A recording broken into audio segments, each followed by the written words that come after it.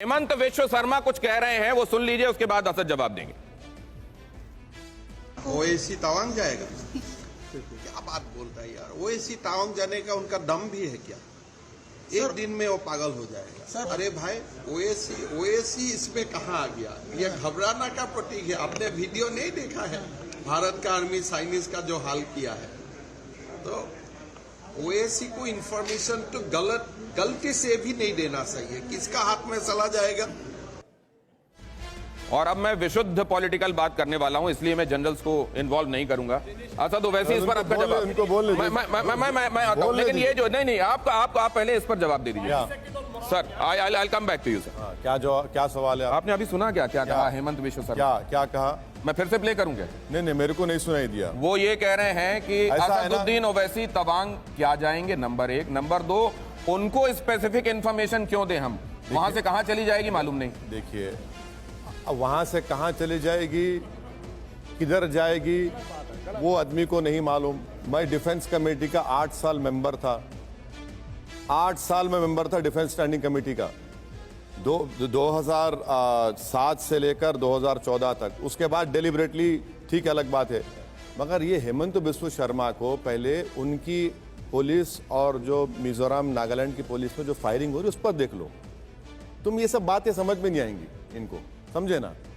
अब हमारी वफादारी पे आप शक कर रहे हैं तो ठीक है, क्योंकि मैं मुसलमान हूं। सुनिए, वो उनका मतलब वही है, उनका मतलब वही है। ये कहा, ये बिल्कुल नहीं कहा गया। बोलने की जरूरत नहीं है। अंग्रेजी में एक लफ्ज है इनियंडो। दूसरी बात, आपने कहा ये नंबर्स कहां से आए? ये पार्लियामेंट में दिए गए sir. These numbers have been given in the parliament by the government of the day. इसीलिए तो हम कह रहे हैं, जब आप ये सब दे सकते हैं, आप ट्रेड इंबैलेंस बता सकते हैं, सैटेलाइट इमेजरी से दुनिया को मालूम हो रहा है, अमेरिका का जर्नल आकर हमको कह रहा है कि चीन गड़बड़ कर रहा है, और हम पार्लियामेंट में नहीं बोल सकते। अच्छा, आप इंफॉर्मेशन मुझे मत दीजिए, इनको शक है ना मुझ पर। चलिए, आप अपोजिशन लीडर्स को बुलाइए, मुझे छोड़ दीजिए, प्रधानमंत्री बुलाकर उनसे सुनिए क्या बोलना चाह रहे। अगर ओवैसी पे तुमको भरोसा नहीं है तो आप दूसरे बड़े अपोजिशन लीडर को बुलाओ, सुनो तो सही क्या हो रहा है इसमें। हम आपको बता रहे हैं, चीन नहीं रुकने वाला है, चीन आगे बढ़ते जाएगा। कोई सवाल किसी फौजी पर नहीं उठ रहा है, सवाल पॉलिटिकल लीडरशिप पर उठ रहा है। आप बताइए, प्रधानमंत्री उठकर जाकर हाथ मिलाते हैं चीन के लीडर से, और उसके बाद सर एक मिनट, उसके बाद ये वाकया होता है यांगसी के ऊपर।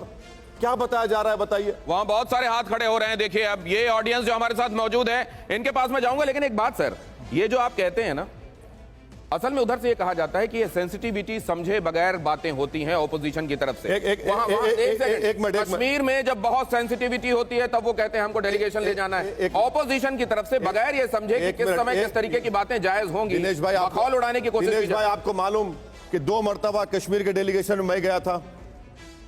आपको मालूम कि एक सेपरेट लीडर से मुझे भिजाया मिलने के लिए अकेले। आपको मालूम ये बात? बोलूं मैं ये बात, क्यों भिजाया आपने मुझे? क्या अरुण जेटली साहब नहीं थे? क्या राजनाथ सिंह नहीं थे? चश्मेशाही में कौन से सेपरेट मिलने के लिए मुझे भिजाया गया? राहुल गांधी वाले डेलीगेशन कौन? आप भी थे? मैं नहीं था उसमें, बिल्कुल नहीं गया। मैं बोल रहा हूं सरकार का डेलीगेशन। मैं उनका प्राइवेट डेलीगेशन में क्यों नहीं गए? क्यों जाऊंगा मैं? वो पार्टी का डेलीगेशन है। मैं गवर्नमेंट ऑफ इंडिया से कह रहा हूं, मेरी सरकार से कह रहा हूं, मेरा हक बनता है। सवाल जब वही है, आवाज जब वही है, तो साथ में होने में क्या समस्या है? एक बात सुनिए, जब गवर्नमेंट ऑफ इंडिया लेकर जाएगी, हमेशा हम तैयार रहे। 2 मरतबा मनमोहन सिंह के जमाने में कश्मीर जाने का मौका मिला, गए। फिर नरेंद्र मोदी की सरकार में Rajnath Singh, Arun Jaitley, Sushma Swaraj, all party delegation गए, हम गए, उसमें बराबर जाएंगे। कोई पार्टी जाती है अलग बात है।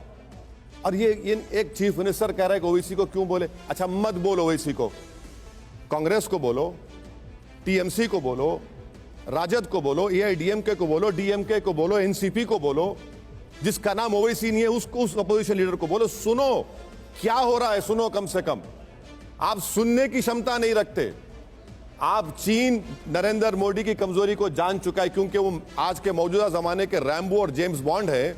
तो चीन ये जानता है कि अगर मोदी ये बोलेंगे कि चीन जमीन पर आ रहा है डेप्सांग डेमचौक में, तो उनके इमेज में फर्क पड़ जाएगा, क्योंकि वो मौजूदा रैम्बो है, जेम्स बॉन्ड है। इसीलिए बताइए, आप क्यों, हम यहाँ बैठकर ये सब बातें कर रहे हैं, असदुद्दीन ओवैसी पार्लियामेंट में क्यों नहीं कर सकते? मैं आपसे एक बात समझना चाहता हूं। आपने गुजरात के इलेक्शंस के दौरान, मैंने आपका इंटरव्यू लिया था और आपने चाइना का मुद्दा उठाया था, मुझे याद है। गुजरात इलेक्शंस के दौरान आपने चाइना का मुद्दा, एक सेकंड देखिए, मैं एक बात पूछना चाहता हूं। आपने चाइना का मुद्दा चुनाव दर चुनाव उठाया है आपने, मुझे याद है उत्तर प्रदेश के चुनाव के समय भी ये बात उठाई थी। मैं आपसे ये जानना चाहता हूं, एक सेकंड, हम कहीं भी सरकार के खिलाफ कहीं कोई विरोध प्रदर्शन नहीं देखते हैं किसी भी तरह से जनता की तरफ से। चुनाव दर चुनाव भी ये दिखाई देता है कि आप ये मुद्दा सामने रखते हैं, जनता अपने हिसाब से फैसला करती है। एक बात सुनिए, उसके बावजूद आपकी तरफ से ये रट क्यों होती है? एक बात सुनिए, सरकार चुनाव जीत रही है ना, तो मैं चीन के बारे में मत बात करूं। नहीं, अगर जरूरी है तो कीजिए। मैं डेप्सांग आपने फैक्चुअल बातें भी तो सुनी, WMCC की बैठक चल रही है, तवांग से उनको वापस खदेड़ दिया गया। सर एक बात सुनिए, आप सर से मैं जानना चाह रहा हूं, सर आप लोगों से, मुझे जरा मेरे इल्म में इजाफा करिए। डिसएंगेजमेंट में फर्क क्या होता है, डी एस्केलेशन में फर्क क्या होता है, और डी इंडक्शन में फर्क क्या होता है? बताइए देश को सर आप प्लीज।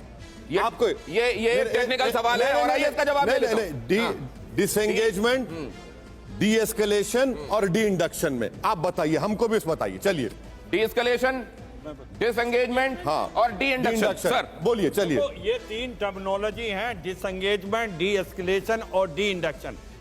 जब दो फौजें बिल्कुल eyeball to eyeball होती हैं तो उसको डिसएंगेज किया जाता है कि वो पीछे हटे, बिल्कुल, और उसको थोड़ा पीछे हटने के बाद डी एस्केलेट किया जाता है कि हथियार वगैरह पीछे ले जाएं, और फिर डी इंडक्शन है, पूरी की पूरी जो फौज है वो अपने पीस स्टेशन पे चली जाए जहां से वो आई थी। सर एक मिनट, सर मैं ये बताना चाहूंगा, जनरल साहब एक मिनट, अभी क्या हुआ है? डिसएंगेजमेंट हुआ है। हाँ, यही तो हम कह रहे हैं। नहीं, मगर वो यही तो हम कह रहे हैं कि डिसएंगेजमेंट हुआ है, वो हमारी तरफ से भी हुआ है। मैं ये बता रहा हूं सर आपका पॉलिटिकल लीडरशिप कह रहा हूं, आपको नहीं कह रहा हूं सर, मैं ये कह रहा हूं कि भाई डी एस्केलेशन, डी इंडक्शन क्यों नहीं कर रहे नरेंद्र मोदी?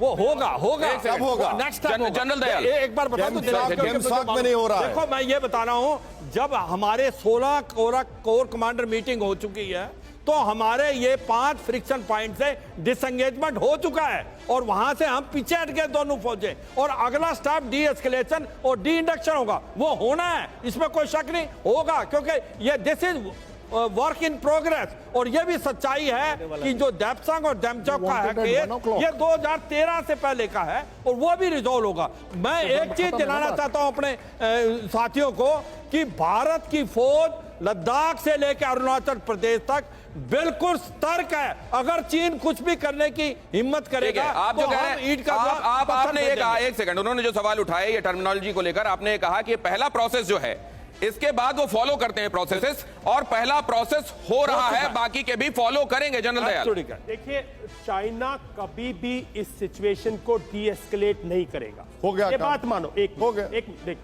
देखिए, मैं आपको बता दूं, उसने ये जो किया है ना अभी, ये इसीलिए किया है ताकि देश एंगेज रहे, डी एस्केलेट ना हो, वरना वो करता ही नहीं। चाइना चाहता है बॉर्डर पे सिचुएशन रहे। मैं एक सिर्फ बात कहना चाहता हूं, एक मोराल की बात आई थी, मैं उस पर बोलना चाहता हूं। भारतीय सेना का मोराल किसी चीज से इफेक्ट नहीं पड़ता, उसे गलियारों में मत घसीटो बस। भारतीय सेना के जवान को जब हम ट्रेन करने लगते हैं उसको सील कर देते हैं, उस 18 साल के बच्चे को, अफसरों जवानों, उसको इन चीजों से सील कर देते हैं। हमें गलियारों में मत घसीटो, हमारी इज्जत करो, बस इतना रखो। बाकी कौन पॉलिटिशियन क्या बोलता है बिल्कुल फर्क नहीं पड़ता। सर सवाल यह है कि वो WMCC में भी, वहां भी जो बात हो रही है, जाहिर है उसमें जो इन्वॉल्व लोग हैं वो अपना काम कर रहे हैं, और ये 3 प्रोसेसेस जो हैं ये ग्रेजुअली पूरी होंगी। इसको लेकर सवाल उठाया गया है कि आप ये बताइए कि डिसएंगेजमेंट, डी एस्केलेशन और डी इंडक्शन में क्या फर्क है, और सवाल उठाने के पीछे जो मकसद है वो ये है, ये बताना कि डिसएंगेजमेंट में है आप, बाकी की प्रोसेसेस को लेकर क्या कहना है सर? इसके बारे में सिर्फ यही कहना है कि लेट लोकल कमांडर डिसाइड। जितने लोकल कमांडर वहां पे जो असली सिचुएशन में खड़े हैं उनको डिसाइड करने दीजिए, यहाँ बैठकर हम लोगों को डिस्कस करने की कोई ज़रूरत नहीं है। और दूसरी चीज़, ये सब प्रोसेस है, प्रोसेस चलती रहेगी, आने वाले समय में इसके रिजल्ट हमें पता चलते रहेंगे। हमारा काम है कि उनका मनोबल बढ़ाए रखें और यहाँ पे किसी तरह का ऐसा स्टेटमेंट ना दे जिससे उनको कोई फर्क पड़े। तो अब असदुद्दीन ओवैसी यहाँ से पार्लियामेंट जाने वाले हैं।